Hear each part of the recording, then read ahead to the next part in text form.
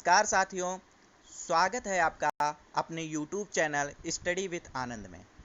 साथियों, आज हम लेकर आए हैं आपके लिए आधुनिक भारत के इतिहास के सबसे महत्वपूर्ण भाग, भारत का स्वतंत्रता संघर्ष भाग 3, यानी कि वर्ष 1922 से लेकर 1947 तक के संपूर्ण घटनाक्रम को।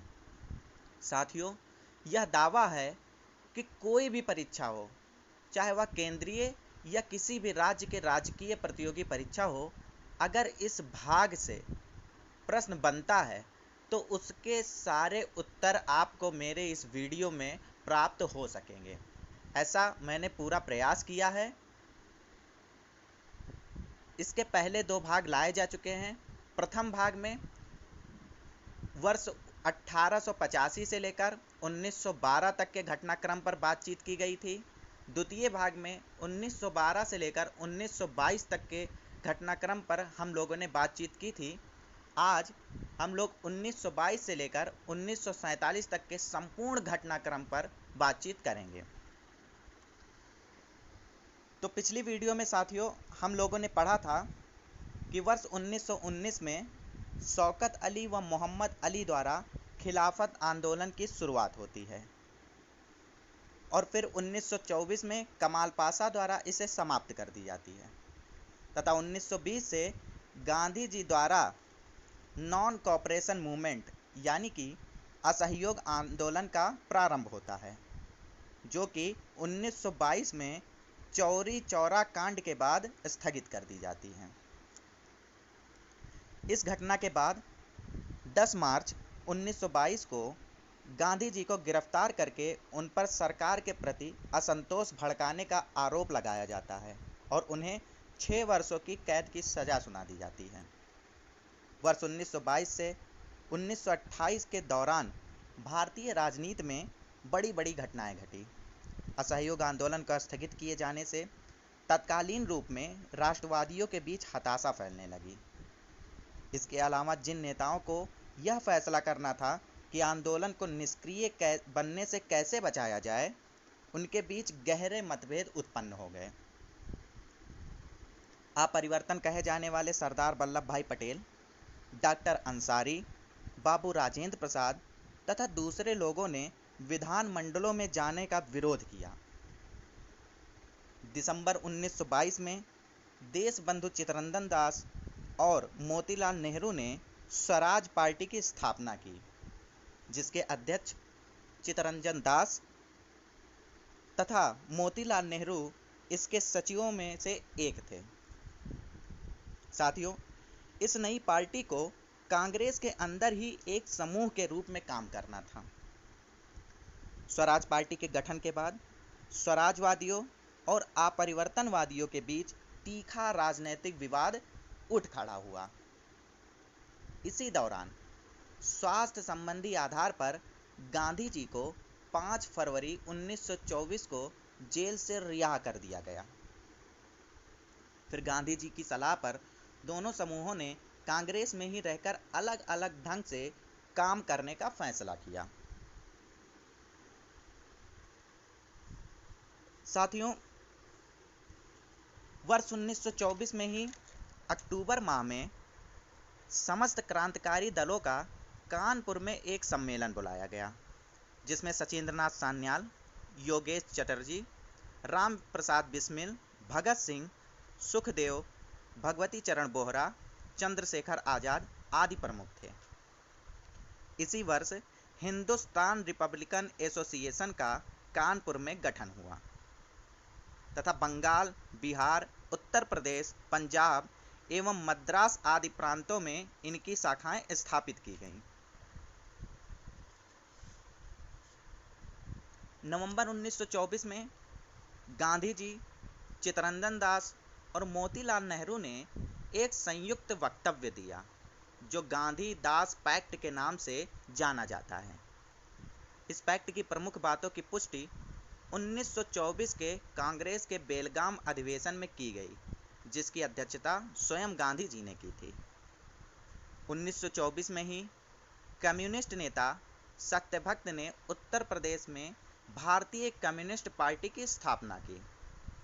कम्युनिस्टों के बढ़ते प्रभाव को रोकने के लिए वर्ष 1924 में ही कानपुर में एक षड्यंत्र को आधार बनाकर कुछ कम्युनिस्टों पर मुकदमा चलाया गया, जिसे कानपुर षड्यंत्र केस के नाम से भी जाना जाता है। साथियों, वहीं दूसरी तरफ एचआरए के क्रांतिकारियों ने 9 अगस्त 1925 को सहारनपुर लखनऊ लाइन पर काकोरी जाने वाली 8 डाउन ट्रेन मालगाड़ी को सफलतापूर्वक लूट लिया। इस संबंध में क्रांतिकारियों को गिरफ्तार कर उन पर काकोरी षड्यंत्र केस के तहत मुकदमा चलाया गया। इसमें 17 लोगों को लंबी सजाएं, 4 को आजीवन कारावास के साथ ही राम प्रसाद बिस्मिल को गोरखपुर, अशफाकुल्ला खां को फैजाबाद, रोशन सिंह को नैनी इलाहाबाद तथा राजेंद्र लाहिड़ी को गोंडा में फांसी दे दी गई और चंद्रशेखर आजाद फरार हो गए।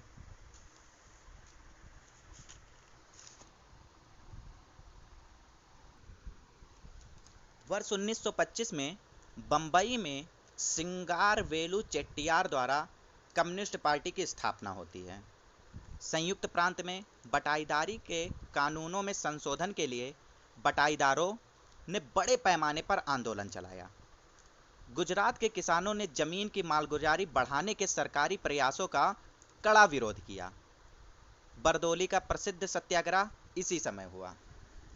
साथियों, वर्ष 1928 में सरदार वल्लभ भाई पटेल के नेतृत्व में किसानों ने टैक्स न देने का आंदोलन चलाया और अंत में वे अपनी मांगें मनवाने में सफल रहे। इसी वर्ष 1925 में ही विट्ठल भाई पटेल को केंद्रीय विधानमंडल का अध्यक्ष यानी कि स्पीकर चुना गया, जो स्वराजियों की एक प्रमुख उपलब्धि थी, क्योंकि यह पहला मौका था जब सेंट्रल लेजिस्लेटिव असेंबली का अध्यक्ष किसी भारतीय को चुना गया था। किंतु इसी वर्ष दुर्भाग्य से जून 1925 में देशबंधु चित्तरंजन दास का निधन हो जाता है, जिससे राष्ट्रीय आंदोलन और स्वराजवादियों को एक और गहरा धक्का लगता है।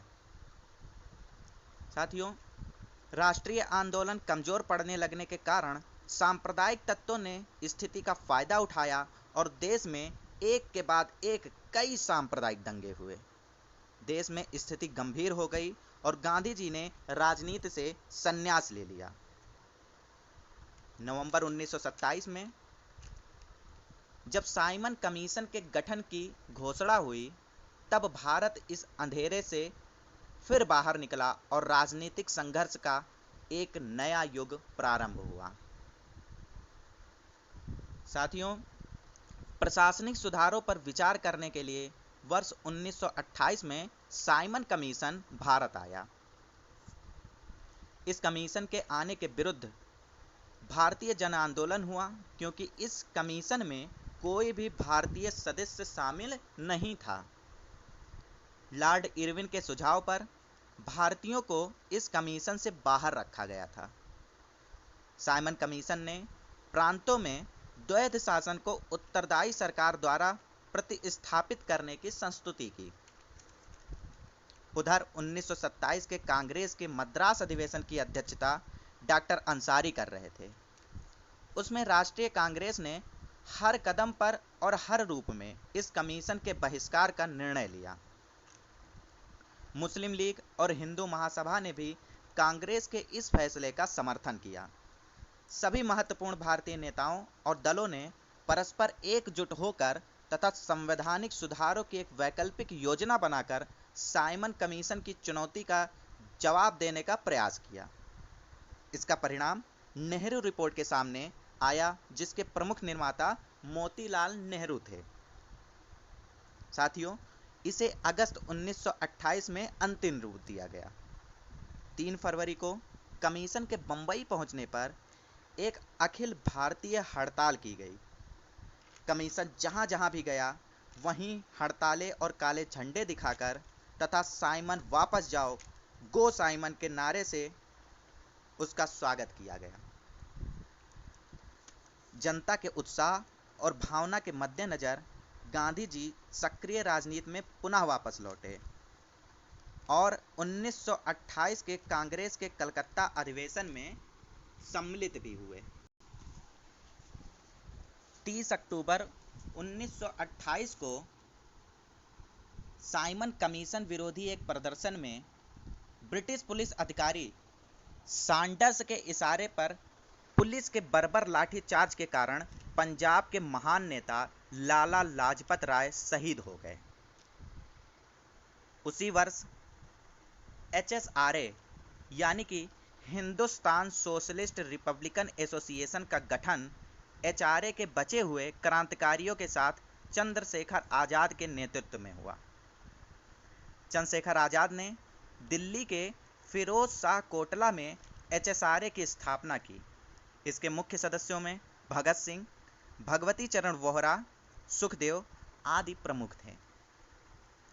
इस संगठन का उद्देश्य भारत में समाजवादी गणतंत्र राज्य की स्थापना थी। इस संगठन का पहला कार्य लाला लाजपत राय की हत्या के आरोपी लाहौर के सहायक पुलिस अधीक्षक सैंडर्स की हत्या करना था, जिसके परिणाम फलस्वरूप 17 दिसंबर 1930 को लाहौर पुलिस स्टेशन में भगत सिंह, चंद्रशेखर आज़ाद व राजगुरु ने गोलियों से भूनकर सैंडर्स की हत्या कर दी। HSRA के नेताओं ने यह भी निर्णय किया कि वे अपने बदले हुए राजनीतिक उद्देश्य तथा जनक्रांति की आवश्यकता के बारे में जनता को बतलाएंगे। परिणाम स्वरूप 8 अप्रैल 1929 को, जिस समय ट्रेड डिस्प्यूट बिल तथा सेफ्टी बिल, जिसका उद्देश्य जनता विशेषकर मजदूरों के मौलिक अधिकारों पर प्रतिबंध लगाना था, पर बहस चल रही थी, उसी दौरान HSRA के 2 सदस्य बाटुकेश्वर दत्त व भगत सिंह ने केंद्रीय विधानमंडल में बम फेंका।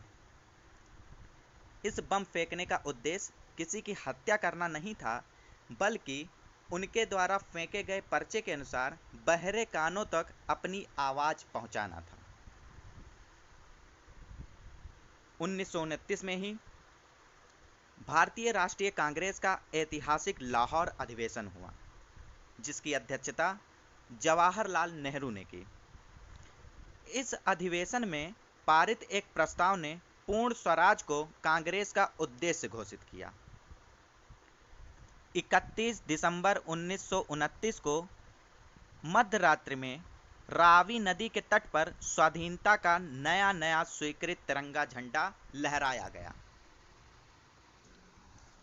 और 26 जनवरी 1930 को पहला स्वाधीनता दिवस घोषित किया गया। उसके बाद यह दिवस हर वर्ष मनाया जाने लगा।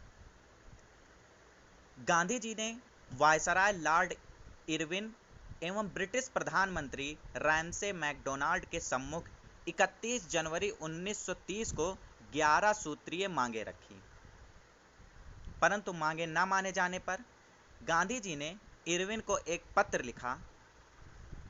उसमें लिखा कि मैंने रोटी मांगी थी, बदले में मुझे पत्थर मिला। इंतजार की घड़ियां अब समाप्त हुई। तत्पश्चात सविनय अवज्ञा आंदोलन के तहत गांधी जी ने 12 मार्च 1930 को ऐतिहासिक सत्याग्रह की शुरुआत की। गांधी जी साबरमती आश्रम से अपने 78 अनुयायियों के साथ लगभग 240 मील की लंबी पदयात्रा के बाद 5 अप्रैल 1930 को गुजरात के समुद्र तट पर स्थित दांडी गांव पहुंचे और 6 अप्रैल 1930 को दांडी में मुट्ठी भर नमक उठाकर नमक कानून को तोड़ा। सविनय अवज्ञा आंदोलन गांधी जी के नेतृत्व में समूचे भारत में फैल गया। पश्चिमोत्तर सीमा प्रांत के मुसलमानों ने खान अब्दुल गफ्फार खान, जिन्हें सीमांत गांधी के नाम से भी जाना जाता था, के नेतृत्व में सविनय अवज्ञा आंदोलन चलाया। उनके नेतृत्व में खुदाई खिदमतगार या लाल कुर्ती संगठन ने सविनय अवज्ञा आंदोलन में सक्रिय भूमिका निभाई। इन्होंने पख्तून नामक पत्रिका भी निकाली। साथियों, उत्तर पूर्व की जनजातियों ने भी आंदोलन में बढ़ चढ़कर भाग लिया। 13 वर्षीय युवा महिला गैडनल्यू ने अपने नागा साथियों के साथ सविनय अवज्ञा आंदोलन को समर्थन दिया। कालांतर में नेहरू ने गैडनल्यू को रानी की उपाधि से सम्मानित किया। इसी समय साइमन आयोग की रिपोर्ट के आधार पर इंग्लैंड में 3 गोलमेज सम्मेलन बुलाए गए। साथियों, प्रथम गोलमेज सम्मेलन 12 नवंबर 1930 से 19 जनवरी 1931 के मध्य लंदन में आयोजित हुआ। इस सम्मेलन में कुल 89 प्रतिनिधियों ने भाग लिया। इस सम्मेलन में भारतीय ईसाइयों का प्रतिनिधित्व किया था केटी पाल ने। तेज बहादुर सप्रू एवं जयकार के प्रयत्नों से गांधी जी एवं इरविन के मध्य 17 फरवरी से दिल्ली में वार्ता प्रारंभ हुई।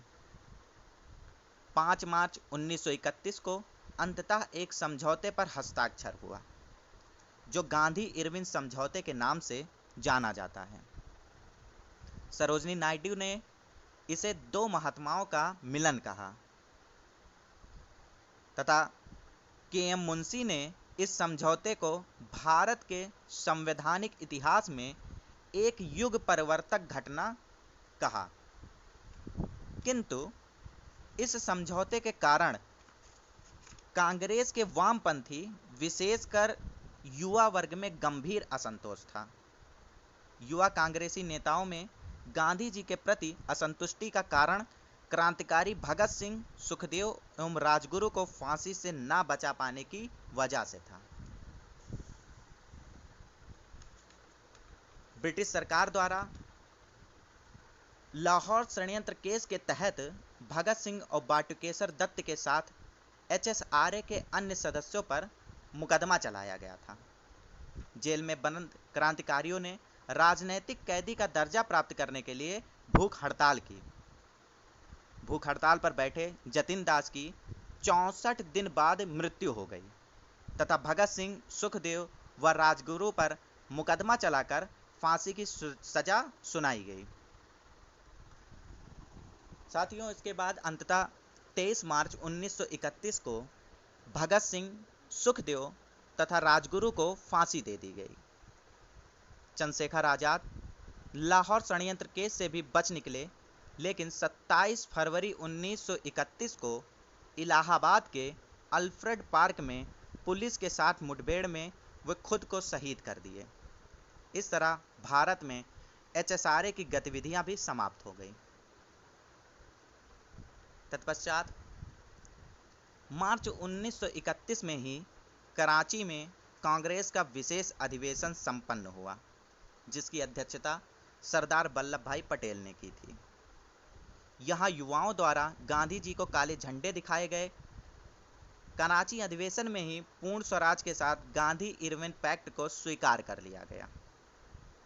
इसी अधिवेशन में गांधी जी ने कहा था, गांधी मर सकता है परंतु गांधीवाद नहीं। साथियों, इसके बाद द्वितीय गोलमेज सम्मेलन 7 सितंबर 1931 से 1 दिसंबर 1931 के मध्य संपन्न हुआ।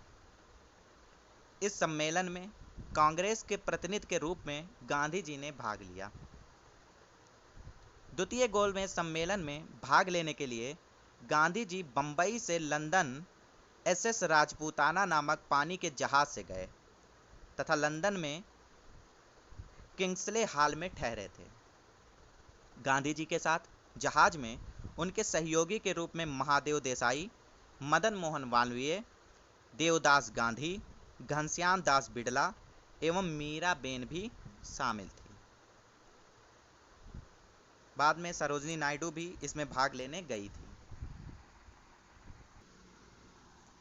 किंतु द्वितीय गोलमेज सम्मेलन सांप्रदायिक समस्या पर विवाद के कारण पूरी तरह असफल रहा। दलित नेता भीमराव अंबेडकर ने दलितों के लिए पृथक निर्वाचन मंडल की सुविधा की मांग की, जिसे गांधी जी ने अस्वीकार कर दिया। अतः सांप्रदायिक गतिरोध के कारण द्वितीय गोलमेज सम्मेलन दिसंबर में ही समाप्त कर दिया गया। द्वितीय गोलमेज सम्मेलन के दौरान ही विंस्टन चर्चिल ने गांधी जी को अर्धनग्न फकीर कहा था। जनवरी 1932 में कांग्रेस कार्यसमिति ने सविनय अवज्ञा आंदोलन दोबारा शुरू करने का निर्णय लिया। आंदोलन शुरू होने के तुरंत बाद ही शीर्ष नेताओं गांधी जी, जवाहरलाल नेहरू, सरदार पटेल, खान अब्दुल गफ्फार खां आदि को गिरफ्तार कर ब्रिटिश सरकार ने कांग्रेस को गैर कानूनी संस्था घोषित करते हुए उसकी सारी संपत्ति को जब्त कर ली। ब्रिटिश प्रधानमंत्री रैंजे मैकडोनाल्ड ने 16 अगस्त 1932 को विभिन्न संप्रदायों के प्रतिनिधित्व के विषय पर एक पंचाट जारी किया, जिसे सांप्रदायिक पंचाट कहा गया। साथियों, इस सांप्रदायिक पंचाट के तहत प्रत्येक अल्पसंख्यक समुदाय के लिए विधानमंडल में कुछ सीटें सुरक्षित रखी गईं, जिनके सदस्यों का चुनाव पृथक निर्वाचन मंडलों द्वारा किया जाना था।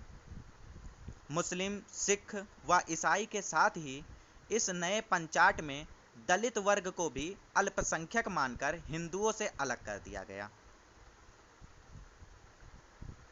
जिसके बाद दलित वर्ग को पृथक निर्वाचक मंडल सुविधा दिए जाने के विरोध में महात्मा गांधी ने यरवदा जेल में ही 20 सितंबर 1932 को आमरण अनशन प्रारंभ कर दिया।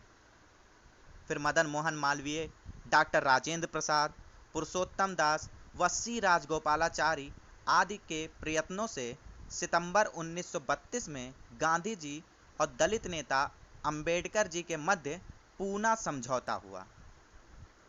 पूना पैक्ट के अनुसार दलितों के लिए पृथक निर्वाचन की व्यवस्था समाप्त कर दी गई तथा विभिन्न प्रांतीय विधानमंडलों में दलित वर्ग के लिए सीटों की संख्या 71 से बढ़ाकर 147 आरक्षित कर दी गई तथा साथ ही केंद्रीय विधानमंडल में सुरक्षित सीटों की संख्या में 18% की वृद्धि भी कर दी गई। इस तरह गांधी जी और डॉक्टर भीमराव अंबेडकर के मध्य पूना पैक्ट संपन्न हुआ। पूना पैक्ट के बाद वर्ष 1932 में ही घनश्याम दास बिड़ला की अध्यक्षता में हरिजन सेवक संघ की स्थापना हुई। सितंबर 1932 में गांधी जी ने हरिजन कल्याण हेतु अखिल भारतीय हरिजन संघ की स्थापना की तथा हरिजन नामक साप्ताहिक पत्र का प्रकाशन भी किया। 17 नवंबर 1932 से 24 दिसंबर 1932 तक तृतीय गोलमेज सम्मेलन का आयोजन लंदन में किया गया, जिसमें कांग्रेस ने भाग नहीं लिया। 24 दिसंबर 1932 को तृतीय गोलमेज सम्मेलन की समाप्ति के बाद श्वेत पत्र जारी किया गया। साथियों, इस श्वेत पत्र पर विचार हेतु लॉर्ड लिनलिथगो की अध्यक्षता में ब्रिटिश संसद की एक संयुक्त समिति गठित की गई। इसी समिति के रिपोर्ट के आधार पर सैमुअल होर द्वारा भारत शासन अधिनियम हेतु ब्रिटिश संसद में बिल पेश किया गया। ब्रिटिश सम्राट ने अगस्त 1935 में इस विधेयक पर अपनी सहमति दे दी। यह विधेयक भारत शासन अधिनियम 1935 के नाम से जाना गया। इसके बाद साथियों, वर्ष 1934 में कांग्रेस के बहुत बड़े भाग ने कांग्रेस के भीतर समाजवादी विचारधारा का प्रचार प्रसार करने के लिए एक पृथक दल के गठन पर बल दिया। इसी उद्देश्य से जयप्रकाश नारायण, आचार्य नारेंद्र देव तथा मीनू मसानी ने मिलकर बंबई में कांग्रेस समाजवादी दल की स्थापना की।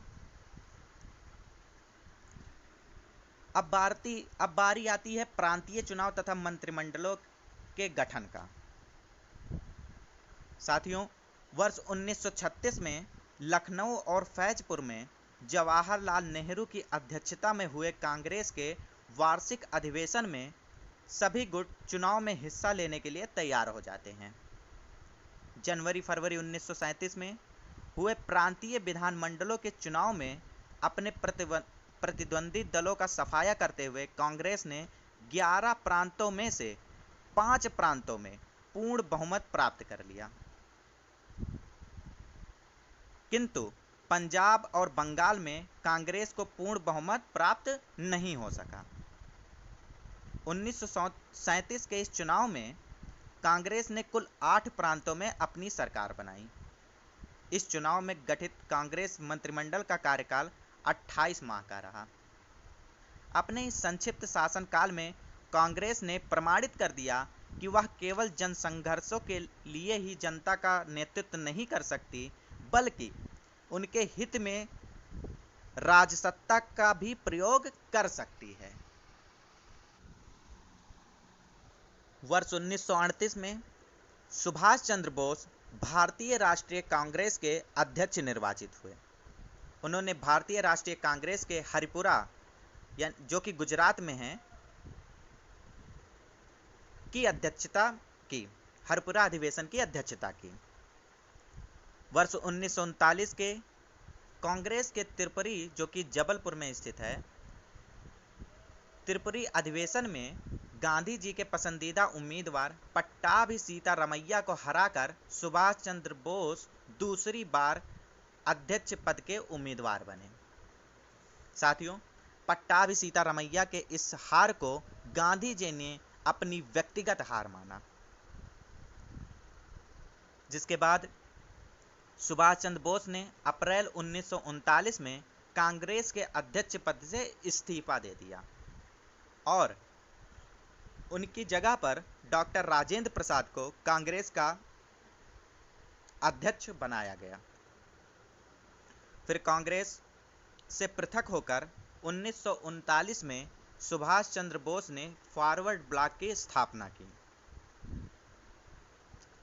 साथियों, 1 सितंबर 1939 से द्वितीय विश्व युद्ध प्रारंभ हो गया, जो कि सितंबर 1945 में जाकर समाप्त हुआ।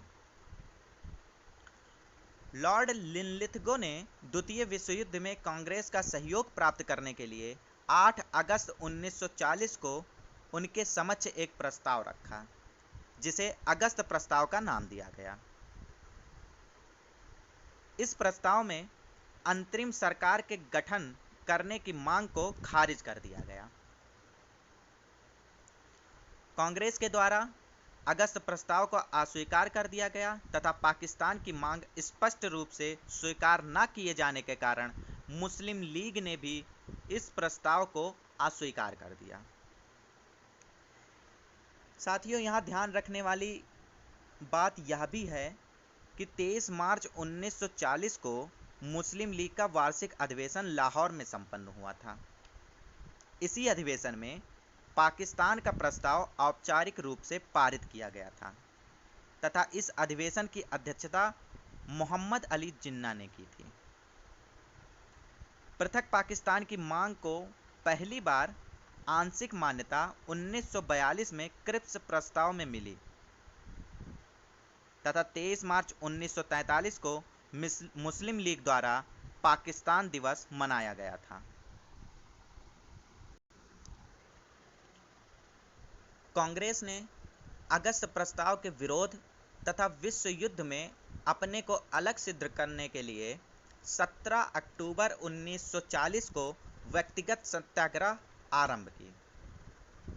इस व्यक्तिगत सत्याग्रह का प्रारंभ पवनार आश्रम, महाराष्ट्र से किया गया, जिसमें पहले सत्याग्रही विनोबा भावे बने तथा दूसरे जवाहरलाल नेहरू।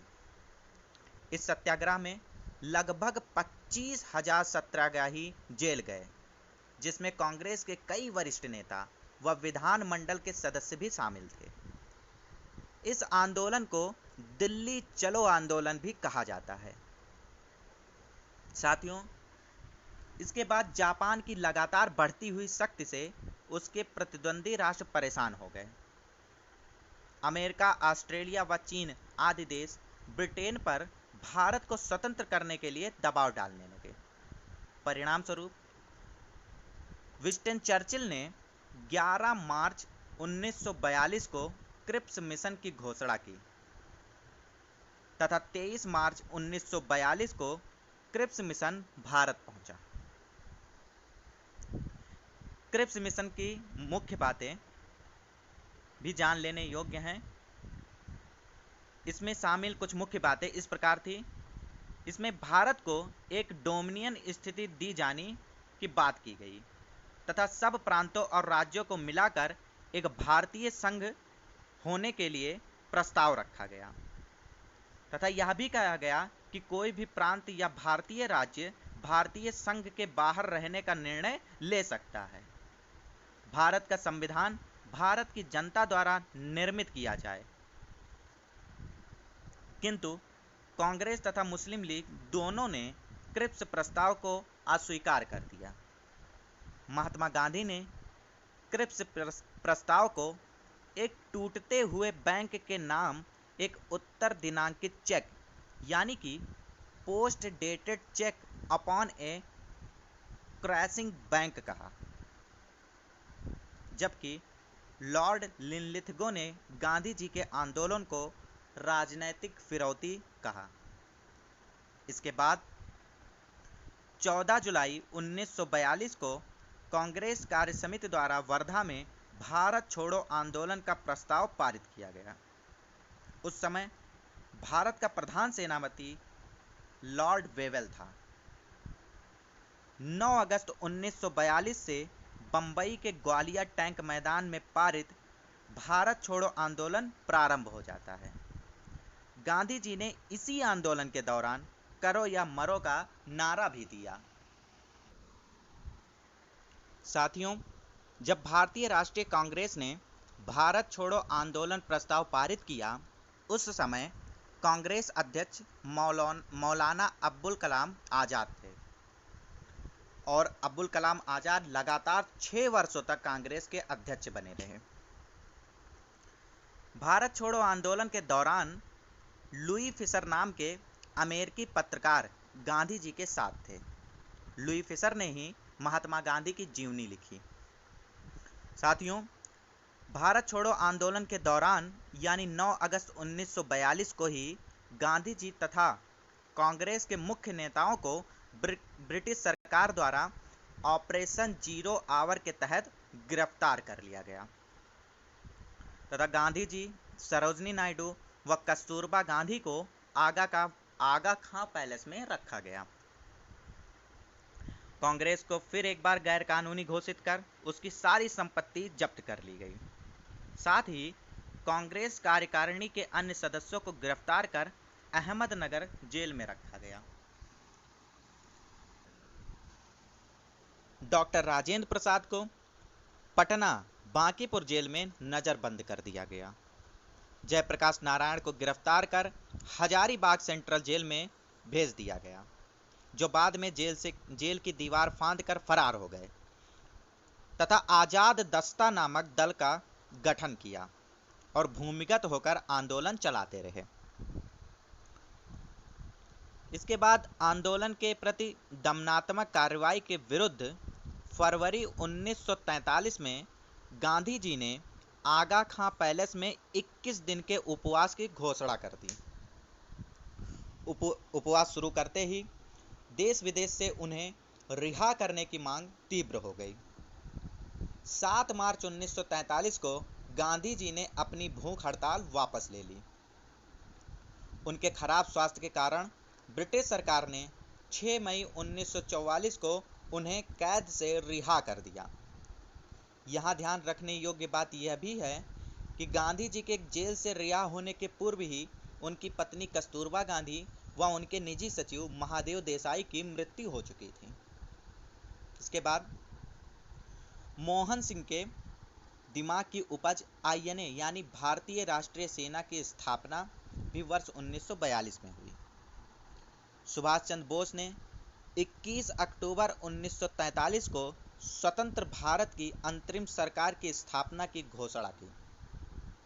रविन्द्रनाथ टैगोर ने बोस को देश नायक कहा तथा 12 नवंबर 1945 को आज़ाद हिंद फौज दिवस मनाया गया। उधर जापान की सेना द्वारा अंडमान और निकोबार द्वीप को सुभाष चंद्र बोस की सरकार को सौंप दिया गया। अंडमान का नाम शहीद द्वीप तथा निकोबार का नाम स्वराज द्वीप रखा गया। अप्रैल 1944 में भारतीय राष्ट्रीय सेना का झंडा मोइरांग यानी कि मणिपुर में फहराया गया। वर्ष 1945 में द्वितीय विश्व युद्ध में जापान की हार के साथ ही आज़ाद हिंद फौज के सिपाहियों को भी जापानी सेना के साथ आत्मसमर्पण करना पड़ा। साथियों, आज़ाद हिंद फौज के सिपाहियों के आत्मसमर्पण के बाद ब्रिटिश सरकार ने उन पर लाल किला मुकदमा चलाया, जिसके बचाव पक्ष में के वकीलों में भूला भाई देसाई प्रमुख थे तथा उनके सहयोग हेतु तेज बहादुर सप्रू, श्री काटजू तथा जवाहरलाल नेहरू ने भी अदालत में बहस की। इसके बाद 14 जून 1945 को वेवेल द्वारा वेवेल योजना प्रस्तुत की गई। वेवेल प्रस्ताव पर विचार विमर्श हेतु जून 1945 में शिमला सम्मेलन का आयोजन किया गया। इसमें 21 भारतीय राजनीतिक नेताओं ने हिस्सा लिया। कांग्रेस की तरफ से मौलाना अब्दुल कलाम आज़ाद तथा मुस्लिम लीग की तरफ से मोहम्मद अली जिन्ना ने प्रतिनिधित्व किया, किंतु गांधी जी ने इस सम्मेलन में भाग नहीं लिया, जबकि गांधी जी उस समय शिमला में उपस्थित रहे।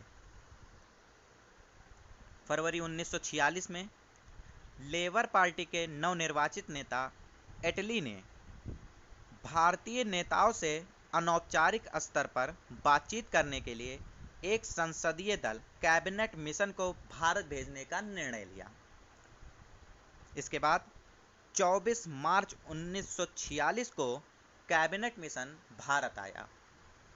कैबिनेट मिशन के सदस्यों में लॉर्ड पेंथिक लॉरेंस, एवी अलेक्जेंडर तथा सर स्टैफोर्ड क्रिप्स शामिल थे।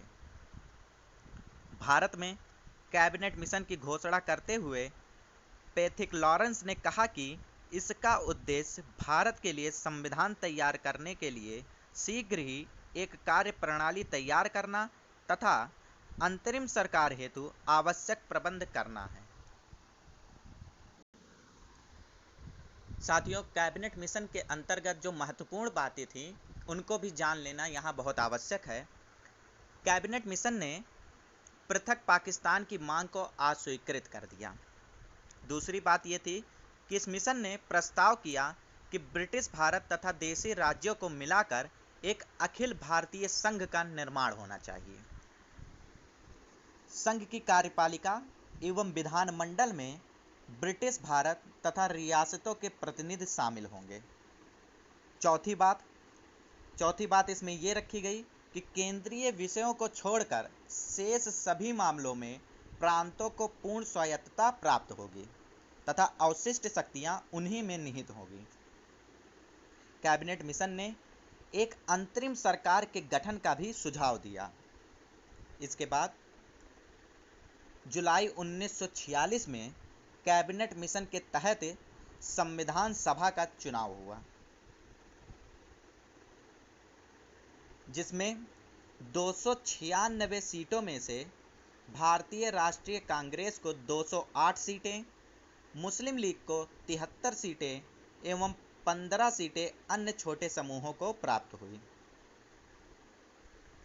अगस्त 1946 में वेवेल ने कांग्रेस अध्यक्ष जवाहरलाल नेहरू को अंतरिम सरकार के गठन के लिए निमंत्रण दिया। पंडित नेहरू ने 2 सितंबर 1946 को 12 सदस्यीय मंत्रिमंडल के साथ अपने पद की शपथ ली। साथ ही मंत्रिमंडल में 3 मुस्लिम सदस्य थे जो मुस्लिम लीग के सदस्य नहीं थे।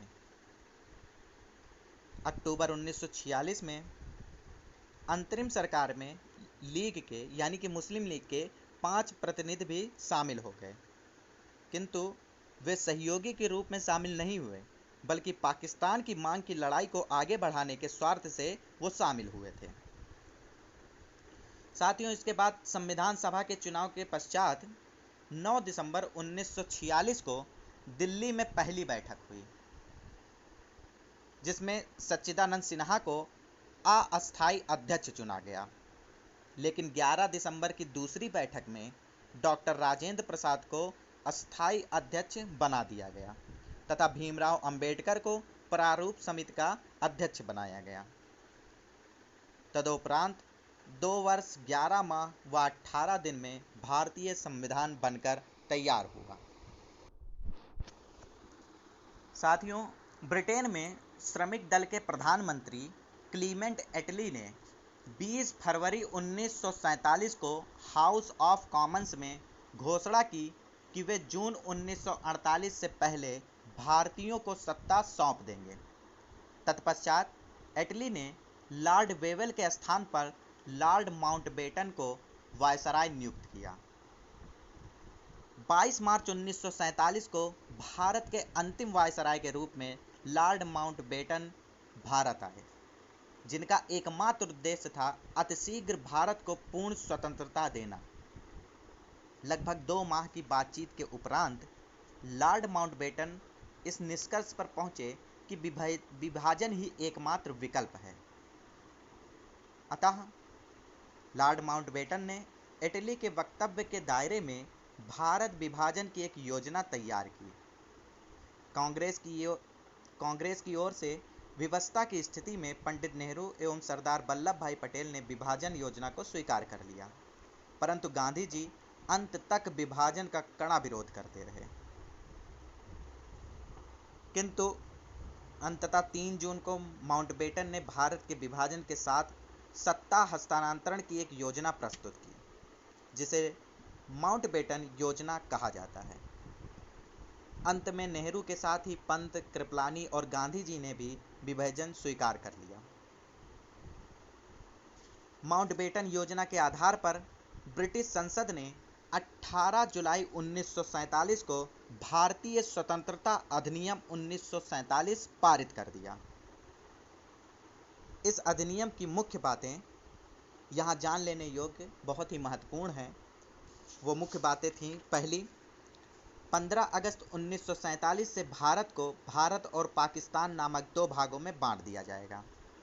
दूसरी, प्रत्येक अधिराज्य में एक गवर्नर जनरल होगा, जिसकी नियुक्ति इंग्लैंड का सम्राट करेगा। तीसरी बात, नए संविधान का निर्माण होने तक दोनों राज्यों का प्रशासन भारत शासन अधिनियम 1935 के अनुसार चलाया जाएगा। और चौथी प्रमुख बात इसमें थी कि भारतीय रजवाड़ों को स्वतंत्र रहने का विकल्प नहीं दिया जा सकता, उन्हें या तो भारत में रहना होगा या पाकिस्तान में। साथियों, 15 अगस्त 1947 को भारतीय इतिहास के एक कालखंड का अंत हो गया। लॉर्ड माउंटबेटन को स्वतंत्र भारत का प्रथम ब्रिटिश गवर्नर जनरल तथा पंडित जवाहरलाल नेहरू को भारत का प्रधानमंत्री बनाया गया। साथियों, ये रहा आधुनिक भारत के सबसे महत्वपूर्ण भाग, भारतीय स्वतंत्रता संघर्ष के तृतीय चरण, यानी कि 1922 से लेकर 1947 तक के संपूर्ण घटनाक्रम का लेखा जोखा। साथियों, कोई भी प्रतियोगी परीक्षा हो, भारतीय स्वतंत्रता संघर्ष से प्रश्न जरूर बनाए जाते हैं। इस दृष्टि से यह भाग बहुत ही महत्वपूर्ण था। साथियों, आपको वीडियो कैसा लगा? आप कमेंट बॉक्स में कमेंट करके ज़रूर बताइएगा। अगर वीडियो पसंद आया हो तो इसको लाइक करिए, और जो लोग अभी तक चैनल को सब्सक्राइब ना किए हों वो लोग चैनल को सब्सक्राइब कर दें और साथ ही बेल आइकन प्रेस कर दें, ताकि अगला जो भी मैं अपडेट लेकर आऊँ उसका नोटिफिकेशन आप लोगों को आसानी से प्राप्त हो सके।